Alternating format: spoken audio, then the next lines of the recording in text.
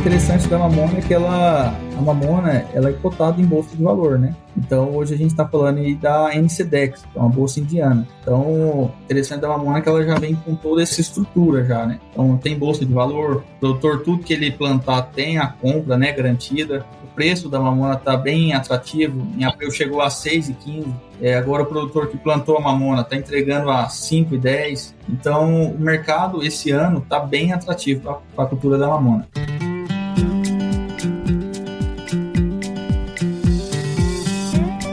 Meu povo, tudo bem com vocês? Aqui é Lígia Pedrini, estamos começando mais um episódio do Agro em Pauta Podcast. E nessa semana eu tô aqui com o José Filho, que é engenheiro agrônomo, representante comercial na Caima, e hoje a gente vai falar das culturas que têm crescido bastante em produção, que é a Mamona. José, muito obrigada por participar aqui com a gente e seja bem-vindo ao Agro em Pauta. Obrigado, Lígia, é uma satisfação estar aqui com vocês hoje falando sobre a cultura da Mamona. Show! E você que tá aí do outro lado nos ouvindo, saiba que aqui no Agro em Pauta a prosa é livre e a pauta é definida sempre pensando nos assuntos importantes para o produtor rural e para a sociedade como um todo. Então, quer aprender algo novo hoje? Quer se informar mais sobre o agro? Então, aguenta aí que já a gente está de volta.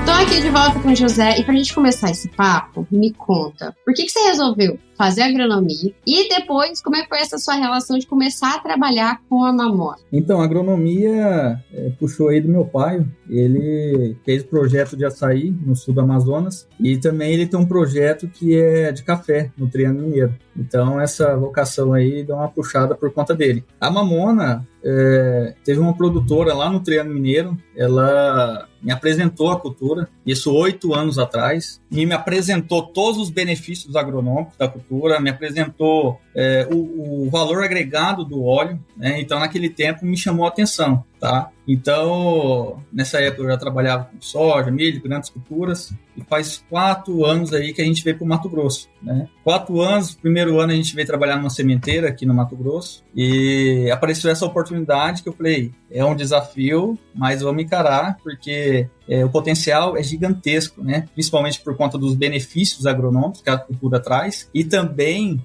a questão de demanda, que só tende a crescer da cultura. Então, eu falei, vamos crescer junto aí com a cultura. Show. E então, José, eu até queria te trazer aqui para falar realmente sobre a cultura da Mamona, com mais detalhes, porque a nossa ideia aqui é trazer essas culturas diferentes. E assim o produtor pode olhar e ver, olha, eu tenho opções de plantar outras coisas além do soja e milho, algodão. A gente já comentou aqui um pouco sobre girassol, a gente já comentou um pouco sobre gergelim, e agora a Mamona. Então, conta pra gente um pouquinho da história da produção da Mamona aqui no Brasil, né? Acho que mundo e Brasil. E também depois a gente entra nos detalhes técnicos e agronômicos da cultura. 40 anos atrás, o produtor plantava a Mamona, principalmente por conta da adubação e da estruturação de solo que a Mamona faz. Então, isso há 40 anos atrás. 25 anos atrás, apareceu as primeiras cultivares que o produtor e indústria, né, investiu para estar fomentando, às vezes trazer aí, né, um óleo para a indústria. Só que na época, a produção aí era de 300 quilos aí por hectare. Acabava que essa mamona silvestre, ela nascia na soja, enfim, era uma dor de cabeça para o produtor, né? Mas para a indústria era interessante, porque era 50% de óleo. A mamona tem 50% de óleo no grão dela. Então, assim, isso, né, 25 anos atrás. Então, acabou que não virou, não tinha mecanização. Aí passou um tempo, 8 anos atrás, foi aonde veio esse primeiro material, que é o que a gente chama aí, o híbrido, né, da mamona. E aí chegou a produção de 3,5 toneladas, chegou aqui no Mato Grosso a 2.500 quilos. Então, assim, algo que marcou a nova história da Mamona, né? É o material híbrido. Então, assim, hoje a Mamona, naquela época, 8 anos atrás, a gente tinha a genética, tinha um material que a gente com, né, um glifosato, um cheiro de glifosato, a gente conseguia matar ela, só que não tinha a colheita, tá? Então começou de novo aquele boom ali da Mamona e empresas, indústrias que trabalham com plataforma começou a estudar como que a gente faz essa colheita mecanizada com a Mamona, né? Usando já máquinas aí, John Deere, Case, né? Então aí já vem 8 anos aí, né? Vou citar hoje a empresa JLS, eles fizeram uma plataforma específica para a mamona, tá? Que a gente tem perdas mínimas, se você conhece a mamona, ela tem uma cápsula, né? Dentro dessa cápsula tem 3 sementes. Então, se você colhe ali e manda para dentro da máquina, ali vai virar só óleo. Imagina, 50% de óleo. Então, eles fizeram um sistema que é um cilindro, tá? Que nesse cilindro tem uma borracha que fica no sistema de alimentação da plataforma. Então, a debulha acontece no módulo de debulha ali no alimentador, tá? Então, é um sistema totalmente diferente do que a gente conhece. Mas, enfim, hoje eu falo assim, a história da mamona, hoje, o ciclo da cultura está completo. Então, a gente tem genética, então a gente tem colheita, por conta da plataforma. E agora, o principal que eu vou comentar, por isso que esse ano deu um boom aqui no Mato Grosso, na Bahia e Minas Gerais, o ano passado já tinha dado esse boom, mas aqui no Mato Grosso, esse ano, a semente já que é para ser vendida no próximo ano, a gente já fechou todas as negociações, principalmente por conta do comercial. Tá? Então, o grão chegou a R$ 6,20, né, o quilo. Então, isso chamou a atenção, a turma aí que está bem atenada aí ao quilo do preço da mamona. E assim, para a gente comentar desses atributos técnicos, assim, você falou, a mamona, ela tem uma questão de estruturação de solo, de adubação e tudo mais. Eu acho que é legal a gente entender e explicar para o produtor quais são essas vantagens e também qual que é realmente o ciclo da cultura. Ela se equipara ao quê? Ao milho, à soja? Qual é a melhor época do plantio? Para o produtor que está pensando e falando, talvez isso seja uma oportunidade para eu colocar dentro do meu manejo. Olha, eu entrei na Caima. A Caima, só para vocês terem a ideia, a Caima hoje é a maior obtentora de genética da mamona, tá? Esse híbrido que a gente conhece, então a Caima todo ano está investindo bastante aí para conseguir esses materiais que a gente possa chegar aí 3, 4 toneladas, né? Então a Caima hoje está contando com 5 materiais híbridos, né? E esses materiais estão desde 120 dias a 150 dias de ciclo. Então entra na safrinha. Então é primeira e segunda quinzena de fevereiro. E nessa questão de estruturação de solo, assim, a que tamanho de planta ela pode chegar e que tamanho de raiz ela pode ter? Como que é a extração de nutrientes dela? Questão assim, eu posso estar até dando um exemplo, lá em Diamantino, numa área que o produtor acabou colocando numa área bem compactada, né? Arrendou lá uma área e colocou nessa área compactada. E na época da colheita, a gente foi lá e fez uma trincheira. Quando a gente fez uma trincheira, a gente via a raiz pivotante dando aquela dobra, mas a raiz secundária chegando a 2 metros de profundidade nesse solo compactado. Então, quebrando toda aquela barreira de solo. E imagina, ciclando um potássio e nitrogênio para a superfície, tá? Então isso é bastante interessante na cultura da mamona, essa raiz agressiva que ela tem. Uma outra questão, assim, a gente está falando de plantar então em substituição ao milho na safrinha. Nessa questão, como que é a população de plantas assim por hectare? Você falou, a raiz chegou até 2 metros e pouco de profundidade. E de altura, até quantos metros ela chega? Então, como ela é um híbrido, já para a gente pensar desde o plantio à colheita mecanizado, ela vai chegar aí no porte de 1,5 metro, tá? Esses materiais que a gente está trabalhando. Então, é uma planta geneticamente anã, tá? Então, não é que nem o algodão que a gente tem que entrar para fazer a redução da planta, né? Ela já é genética, já de porte baixo, tá bom? Então, assim, a gente está trabalhando aí por hectare, em média aí de 35 mil plantas por hectare, tá? É uma adubação bem parecida com milho, né? A gente está trabalhando aí, o principal adubação que a gente passa para ela é o nitrogênio. A gente está falando aí de 70 até 120 pontos, depende da tecnologia, depende se é sequeira ou irrigado. Fósforo, a gente também trabalha aí com 70 pontos, também aqui no Mato Grosso, depende se o produtor faz sistema ou faz na própria cultura, né, safrinha.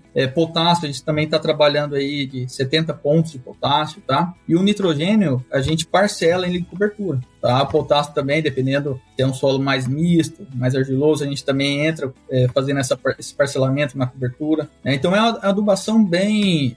então, como eu costumo dizer, você quer produzir, tem que dar comida, porque é um material híbrido, né? Então, para a gente chegar aí nas 3,5 toneladas, 4 toneladas, a gente tem que colocar comida. E questão de micro? Micro, esse ano a gente está trabalhando em questão também de micro, tá? Boro, zinco. Então, a gente ainda está fazendo as pesquisas para ver até que ponto a mamona responde, né? Esse ano em Minas Gerais a gente teve umas respostas bem significativas, fazendo adubação de zinco, micro, enfim, né? Esse complexo de micro. A gente ainda está estudando e vai trazer para todo mundo. Mas questão de macro, macro está bem estudado, né, junto com a Embrapa, com a INMA, está tudo nos conformes. Entendi. E assim, quando a gente fala de manejo, você falou que de adubação é muito parecido com o milho, mas em manejo de praga e doença, quais são as principais que o produtor tem que ficar de olho? Olha, eu falo que a mamona é uma cultura aí que ela quebra ciclo de praga e doença, tá? Vou te dar o exemplo de nematóides.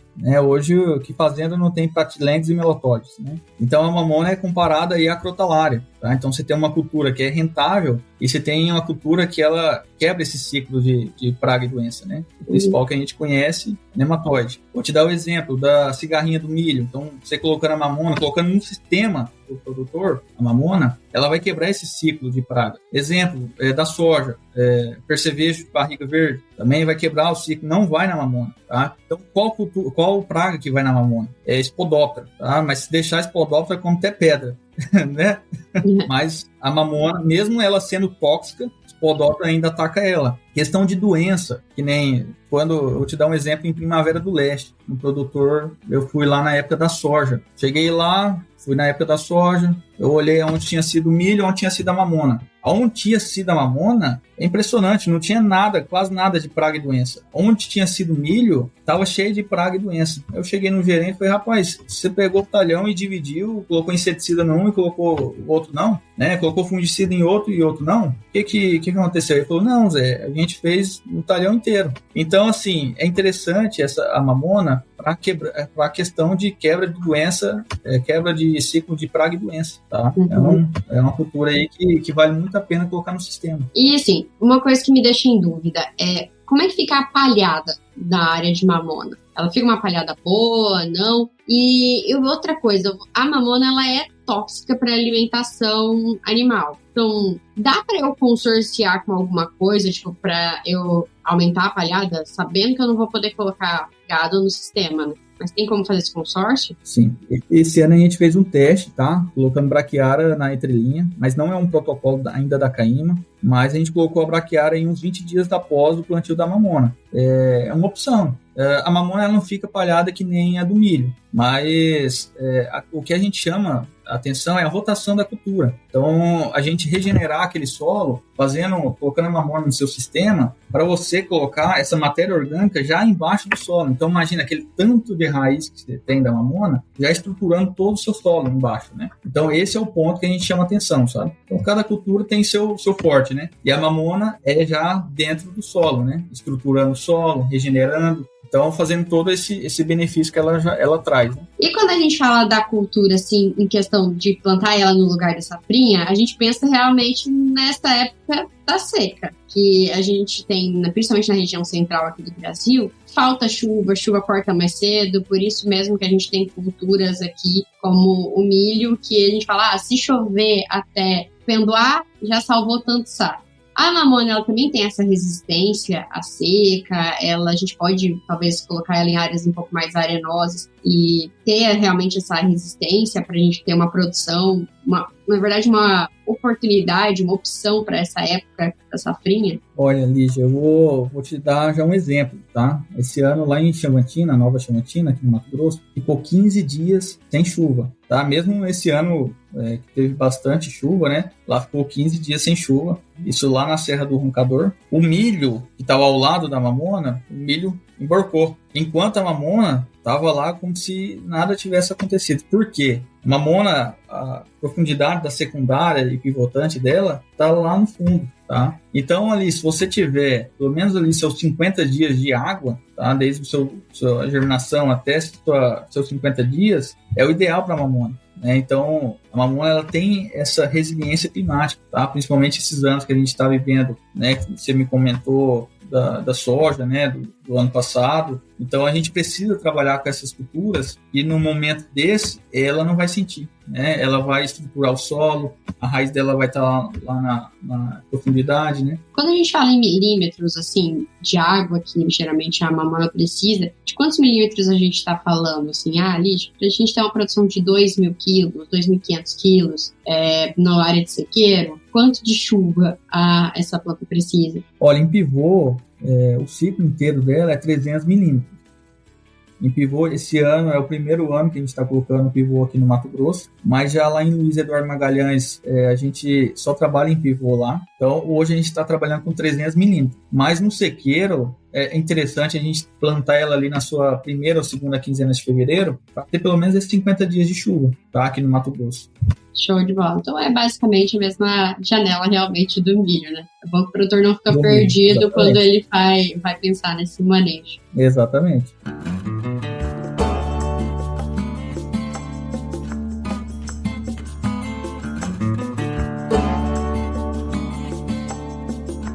A questão de controle de plantas daninhas no meio dela. Porque ela, por mais que seja um material híbrido, ela não tem nenhuma resistência a alguma molécula, né? Como glifosato, fosinato e afins. Então, eu costumo dizer que o segredo da mamona é você plantar no limpo. Então, você plantando no limpo, que nem quem já planta gergelim, feijão, já tem esse costume, ou soja convencional, já tem esse costume de plantar a cultura no limpo, né? Então, a mamona é seguir esse padrão também. Entendi. Sempre tentar antecipar, fazer tudo antes, para não precisar fazer pós na cultura. Isso. Uso de pré-emergente. Exatamente. Entendi. E no final, assim, do ciclo? Porque o milho, por exemplo, a gente tem a seca a nosso favor. Então, a gente não precisa dessecar para colher. A mamona, ela exige essa dessecação? E quais produtos a gente poderia usar para isso? Olha, sendo bem resumido, o produto que o produtor usa, geralmente na soja, ele também usa na mamona, tá? Então, a mamona ela não tem muito segredo, questão de manejo. Ela é bem tranquila, né? Desde a adubação, já é o que o produtor geralmente já usa no milho, desde a dessecação também é o que geralmente ele usa no soja. Então, é bem tranquilo, sabe? O ponto mesmo da preocupação é o quê? É a plataforma, né? Porque é um negócio diferente, o produtor nunca viu aquela plataforma. Então, aquela plataforma é específica, né? Então, hoje tem para vender uma plataforma dessa, só que para a gente fomentar a cultura, a Caima comprou, hoje a gente tem aí umas 35 plataformas dessa, a gente fomenta para o produtor. Cada plataforma dessa hoje está colhendo 700 hectares, tá? Então, a gente aluga ela para o produtor, e a gente faz um treinamento antes da colheita da mamona, e o produtor, ele é diferente. Então, a gente tem uma equipe ali junto, né, para estar acompanhando a colheita. É que nem de algodão. Tá? Então, ou planta de 90 ou de 1 metro. Tá? Então, esse é o principal ponto diferente da mamona para outras culturas. Então, assim, de equipamento hoje diferente para a gente fazer o cultivo da mamona, seria só as plataformas de colheita? Ou precisa ter uma adaptação no plantio, numa plantadeira ou afins? Eu costumo dizer que o segredo para você ter uma boa colheita de mamona é no plantio. Então, tem que plantar ali linha a linha, né, que nem soja, que você planta uma em cima da outra, né, quando você vai cortar a linha. A da mamona, você pega a linha, na hora que a plataforma vem, ela é uma mistura ali de um algodão com a plataforma de café, só para você ter uma ideia, né? Depois, se vocês quiserem até entrar e conhecer, pode entrar no site da Caima, que lá vai ter todo o seu sistema, né, de plantio a colheita. Tá, então não precisa ter outra máquina, outra adaptação. É só a plataforma mesmo que é diferente. Exatamente, só a plataforma é diferente.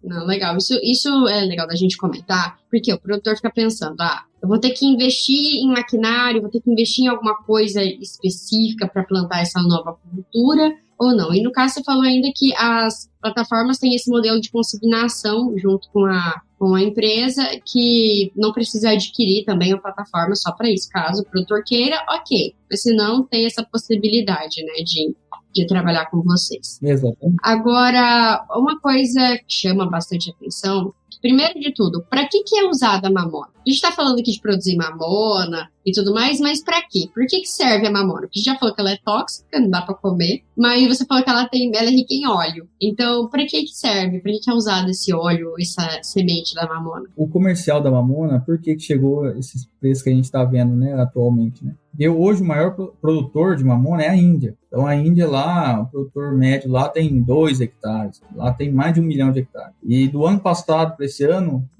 diminuiu 200 mil hectares, porque está passando a sucessão familiar. E esses 200 mil hectares têm que vir para o Brasil. Tá? Então, para onde que vai esse óleo? Vai para a indústria química, desde tinta, desde produtos lubrificantes, né, plásticos, enfim, é uma série de produtos da indústria química, tá? Então, vai destino para a indústria química, atualmente. E, continuando assim, eu acho que a pergunta que vai fazer o produtor pensar realmente se vai ou não plantar mamona, que é a pergunta crucial, que é a rentabilidade dessa cultura. Custo, você já falou que ela é muito parecida com o milho. Tem que plantar ela no limpo, então fazer um uso de pré-emergente ali, tem o custo da semente, a adubação é próxima do milho, o manejo de fungicida, você falou que é o quê? 1, 2 aplicações de fungicida, geralmente, bem próximas do milho? 2 aplicações, né? Hoje a mamona ela tem uma doença específica, chama mofo cinzento. Então, esse mofo ela vai dar na inflorescência da mamona, né? Que é no cacho. E a gente tem que fazer uma aplicação preventiva, tá? Então, na hora que a flor feminina vir, a gente fazer a primeira aplicação. Questão de ativo, na verdade eu falo assim, o ativo não importa tanto. O que importa é o time de aplicação, tá? Então, tem que pegar bem no momento ali que a flor feminina abrir. Tá? Então, aqui para o sequeiro a gente faz umas 2 aplicações. Já no irrigado, geralmente a gente faz umas 3, 4 aplicações. Então, assim, realmente 2 aplicações de fungicida é realmente mais ou menos o que é praticado no milho aqui na região centro-oeste. Então, nisso também o custo fica bem parecido. Praga tem menos, mas a lagarta, que é o problema do milho, também é o problema da mamona. Então, esse ano a gente teve áreas aí com 3, 4 aplicações para lagarta, então provavelmente vai ser essa a realidade também, principalmente nessas regiões Sim. que tem bastante pressão. A gente já viu que o custo é muito parecido com o do milho para a gente ter como comparação na cabeça do produtor. E questão de mercado de venda, como que é essa precificação e realmente quem que recebe, para quem que a gente entrega, como que é a logística? Hoje temos 3 indústrias, né, recebendo a mamona. Uma dessas 3, a gente tem um contrato de preço mínimo. Tá? O contrato de preço mínimo, o que é? Então, se chegar, vou te dar um exemplo aqui, a R$3,80. E na hora do grão, a indústria fala assim, o mercado agora está R$3, mas você fez o contrato a R$3,80, então a indústria vai pagar R$3,80. Mas assim, se o mercado falar assim, agora o preço subiu, está pagando R$6, então a indústria vai pagar R$6. Então tem esse contrato de preço mínimo garantindo toda a compra do seu grão, até porque hoje está faltando mamona no mercado, né? Então... Entendi. Então, assim, tudo que o produtor produzir tem para quem entregar. E a logística, como é que fica? Tem um terminal de recebimento ou tudo tem que ser enviado para essa indústria? Onde é que fica essa indústria, na verdade? Hoje a gente está contando com 3 indústrias, né? Uma que fica em São Paulo e 2 fica na Bahia. Mas também hoje já temos aí trades entrando no mercado também, fomentando desde a venda da semente até o recebimento também. Então, assim, o mercado da mamona esse ano está bem alta, né? Na verdade, está precisando do óleo, precisa da fomentação aqui no Brasil. Uhum. Entendi, mas então a logística eu tenho que entregar na empresa, eu tenho que cuidar da entrega. Isso, aqui para o Mato Grosso a gente está organizando alguns recebimentos aqui no Mato Grosso, né? Então vai de caso a caso. Entendi. Então, para o produtor analisar realmente isso, custos é muito parecido com o milho, a questão da venda, tudo que ele produzir tem quem compre, tem contrato de preço mínimo para balizar, para então ele ter a segurança do custo dele e ter uma rentabilidade mínima. E a logística é tudo questão de conversar. Basicamente, esse é o cenário para o produtor querer plantar mamona hoje. Exatamente. O interessante da mamona é que a mamona ela é cotada em bolsa de valor, né? Então, hoje a gente está falando aí da NCDEX, que é uma bolsa indiana. Então, o interessante da mamona é que ela já vem com toda essa estrutura já, né? Então, tem bolsa de valor, o produtor, tudo que ele plantar tem a compra, né, garantida. O preço da mamona está bem atrativo. Em abril chegou a R$6,15. Agora o produtor que plantou a mamona está entregando a R$5,10. Então, o mercado esse ano está bem atrativo a cultura da mamona. Aí, que nem semana passada eu tive uma reunião com o produtor, ele falou, Zé, mas daqui 5 anos, beleza, vai manter esse preço? Será que cai? Como que vai ficar? Né? Porque, assim, a mamona, como ela tem essa colheita específica, né, da plataforma, ela não vai dar um boom de passar de 50 mil para 500 mil de um ano para o outro, né? Que nem aconteceu com outras culturas, porque ela tem essa plataforma específica. Então, assim, a mamona ela vai crescer, mas vai crescer, né? Vai aos poucos crescendo, isso é bom, tá? É bom, porque aí a gente tem todo ano saindo genética para ter mais produtividade. É bom porque a gente vai melhorando cada vez a colheita, né? Que nem aconteceu com o algodão, e a gente vai estruturando o mercado, né? Então eu falei pro produtor, daqui 5 anos, a ideia nossa é produzir 4 toneladas no sequeiro. A gente produzindo, que seja 3 a 4 toneladas no sequeiro, a gente entra no mercado do SAF e do HVO, né? O SAF seria a indústria de combustíveis. Então hoje a mamona está na indústria de químicos, né? Então daqui a pouco a gente vai entrar na indústria de combustíveis também, que é o SAF e o HVO. O SAF, até 2050, vai ser 100% na aviação. Tem contrato do pessoal todo de aviação, o SAF vai ser 100%. Então, imagina, daqui a pouco, toda essa produção, 2, 3 milhões de hectares de mamona, ou seja, de outras culturas que produzam bastante óleo, vai ser toda para o SAF. Então, o mercado tende a manter e crescendo. E questão de classificação de grãos, assim? Porque, assim, pelo que eu entendi, você colhe a mamona, ela fica naquele capulho é de algodão, né? Mas fica naquela cápsula. Fica naquela cápsula, os grãos ali dentro, ou realmente vai os grãos para o caminhão, para dentro da máquina e isso é encaminhado? Porque a minha dúvida é essa. Se é os grãos, como que é feita essa classificação? Se tem uma precificação diferente pela quantidade de óleo que ela produz ou não? Ou se tem um padrão mínimo, como a gente tem das outras culturas para exportação? Como que funciona? A mamona é bem tranquila, né? Então, assim, ali na plataforma, como já tem um sistema de debulha, então você vai ter a semente, né? E a plataforma ali nas peneiras vão separar ali o grão do material inerte, né? Então, geralmente fica pouca coisa ali junto com os grãos. E hoje o que tem, o que a indústria tem, né? Pedindo no contrato? Pelo menos aí 12%, né? Abaixo de 12% aí de marinheiro. Marinheiro seria o grão com aquela cápsula, tá? Então seria um grão com aquela cápsula. Esse seria o marinheiro. E material inerte, que seria 6%. Então, em questão de desconto, isso aí, o ano passado não teve nenhum desconto. E a umidade fica em torno do que a gente está acostumado, 14%, 15%? Exatamente. A mamona é interessante porque a gente não consegue colher se ela estiver assim, acima de 12%. Que legal. Então, ali na cápsula, quando você vai colher, você tem uns espinhos, né? E você consegue, você aperta ali, se ele estiver espinhando, aí é o momento de colher, né? Caso aqueles espinhos estiver bem frágil, né, mole ali, aí ainda não é o momento. Geralmente aí das 7 até 9 da manhã, não vai estar aquele clima de, né, bem úmido, a gente não consegue colher. Mas a partir das 9, que já vem um solzão, até umas 6, 7 horas a gente vai à colheita, tá? Então, assim, vamos falar aí de 10 a 8% aí, geralmente vai para a indústria. Isso é bem diferente, né, do produtor, porque o produtor está acostumado a ter aquelas tabelas de umidade, isso é muito rígido, né, a umidade de 14% ou menos. E no caso da mamona, ele consegue colher, né, se tiver em 14%. Isso é bem legal de ressaltar. O interessante é que, assim, é uma pergunta que o produtor fala muito. Zé, mas aquela mamona silvestre, ela fica só estourando, né? Você só escuta o barulho dela estourando. Essa mamona nossa híbrida, ela não estoura. Então, se ficar ali 20 então não dias... tem aquela perca da semente. Não, ela fica no pé. Que legal. Isso é muito legal, porque isso daí, por exemplo, no gergelim é um problema, né, na cultura. A deiscência da vagem, que ela abre realmente muito dos grãos caem. Então, nesse híbrido, nos híbridos de mamona que a gente tem hoje no mercado, isso não é um problema. Então, perca na colheita é bem menor, pelo visto. Exatamente.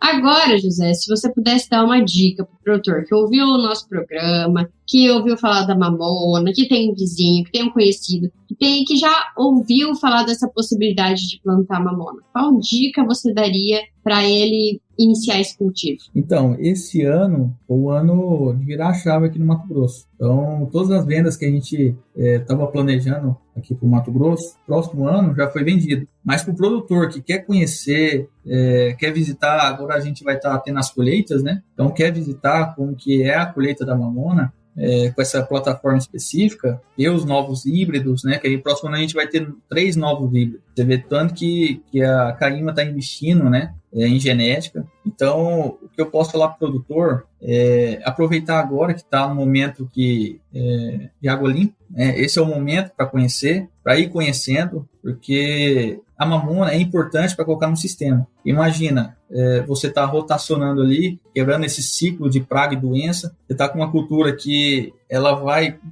2 metros de profundidade com raiz. Imagina, uma cultura que vai 2 metros, vai estar ciclando potássio, nitrogênio, trazendo para a superfície, né? Então, é uma cultura que vale muito a pena estar colocando no sistema e estar conhecendo ela.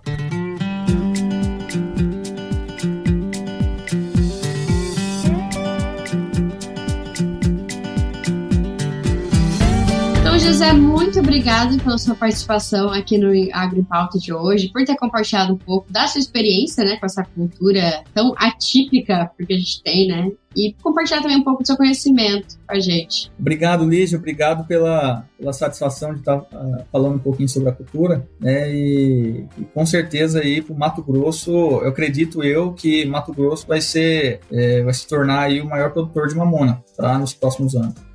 Legal, isso que contando que Minas e Bahia já estão à frente, né? Já são grandes produtores. Mato Grosso, pelo território, passa rápido. Agora conta para o pessoal que ficou com alguma dúvida ou quer saber mais sobre essa cultura, como que encontra você, como que entra em contato com a empresa para saber mais. Então, pode entrar no site da Caima, tá? caima.com, o pessoal lá vai estar passando, né? Se você é de Goiás, de Minas, Bahia, São Paulo, o pessoal vai estar redirecionando para os representantes de cada estado. Show de bola! Então é isso, pessoal. Não se preocupem, porque eu vou deixar na descrição do vídeo, daqui, do episódio também, todas as informações. E obrigada por ouvirem até aqui. Não se esqueçam que toda semana a gente tem um programa novinho para vocês aqui no Agro em Pauta. E para não perder, assinem o podcast em qualquer agregador de podcast. Então, seja no Spotify, no Apple Podcasts, no Deezer, onde você escuta o seu podcast, a gente está lá. Acompanhe também os outros podcasts da casa, como o Agro Resenha, que é o primeiro podcast do agronegócio brasileiro, o Baseado em Fatos Rurais, que é o primeiro podcast de storytelling, então conta histórias do agronegócio no Brasil, e o Brasil que Produz, que é uma série itinerante do Agro Resenha, que está disponível também no YouTube, ele é desenvolvido aí, acontece por temporadas, e o AgriTech, para ficar por dentro de tudo de tecnologia que é desenvolvido por nosso agro. Siga também as nossas redes sociais. Se você tiver sugestão de pauta, pode mandar lá na minha DM do Instagram, @LígiaPedrini, ou no Instagram do próprio Agro em Pauta, Agro em Pauta Podcast. E só para te lembrar, nunca, jamais aposte contra o agro.